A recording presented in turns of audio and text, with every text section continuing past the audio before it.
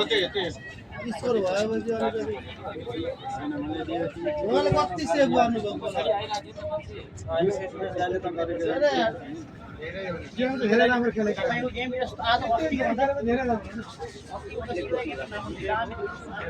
आज त दर्शक खलबालाको हारेर शीतल भइसक्यो। अब त्यो बुढो भने नै मैले आज चाहिँ होइन म खेल्छु म त भाइको पाएको थियो नि म कतिको थिएँ काटेको छैन आज त मिठो हो नि हारेर शीतल भयो साथीहरू। अन्त त उता बल होल्ड गर्दै हुँदै थियो मलाई दिनु